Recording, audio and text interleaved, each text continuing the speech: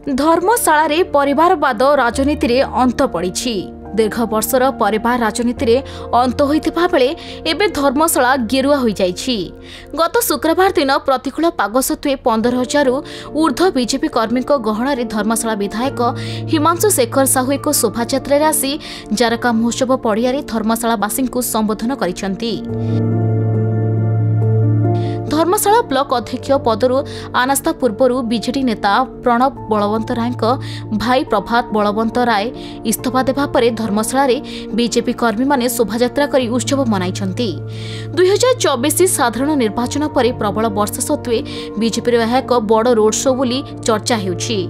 लिकु साहू विजय पर 45 कोटी पंचायत विशिष्ट धर्मशाला ब्लॉक रे मोट 90 जन सरपंच समिति सभ्य रहितबा बेले प्रथमे 38 और पर गोटे पाखापाखि 75 जन सरपंच समिति सभ्य विधायकों शिविर को चली जाइतिले।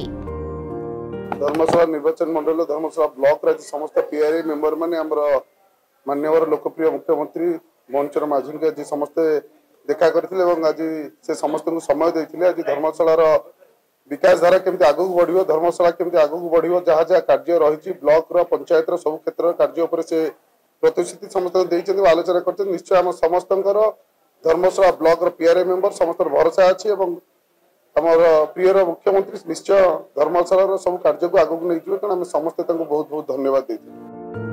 फल आनास्था भोट रे हारिबा सुनिश्चित जानी ब्लॉक अध्यक्ष श्री बलवंत राय अध्यक्ष पदर इस्तीफा देथिले, जहाको नै धर्मशाला विधायक हिमांशु साहू समर्थक माने बाण फुटाइबा सहित नाच गीत रे खुशी मनाइछंती। एहापरे माननीय मुख्यमंत्री मोहन चरण माझी को सौजन्यमूलक साक्षात परे धर्मशाला विधायक गणमाध्यम को प्रतिक्रिया देथिले। राजनीति समीकरण आस्ते आस्ते धर्मशाला बुद्धि भाबुजी काली आरंभ होईची। सारा ओडिशा रे मध्य बिजु जनता दल भांगिबा आरंभ हेबो। आपण देखंतु गोटे थर 75 जन पीआरआई मेंबर मिसिबा गोटे छोटिया कथा नु। ये परिवार विरुद्ध हो कि बिजु जनता दल विरुद्ध हो, लोक कोट ना कोट मानसिक प्रस्तुत होइचंती बिजु जनता दल ओडिशा लोकन पई बोझ हो गलानी। सेई पे गोटे थर रे एट ए टाइम गोटे ब्लॉक धर्मशाला ब्लॉक रे 75 जन पंचायत त्रिस्तरीय पंचायत निर्वाचित समिति सरपंच मिसिबा ये बीजेपी शक्ति एवं आगामी दिन में ओडिशा रे गोटे राजनीतिक परिवर्तन हो बोली गोटे काली आवास मिली। देखंतु जाजपुर होची सबु बेले गोटे अण कांग्रेस रो गड़।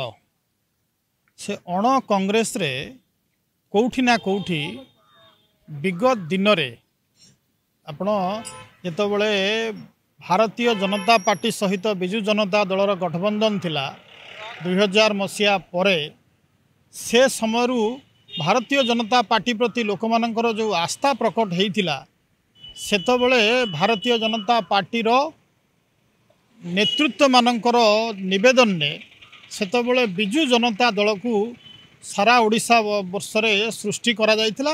जाजपुर रे मध्य लोक माने से कथा को आस्था प्रकट करथिले आ बिजु जनता दल को मध्य भोट देइथिले। जाजपुर कृष्ण नायक रिपोर्ट खबर ओडिशा।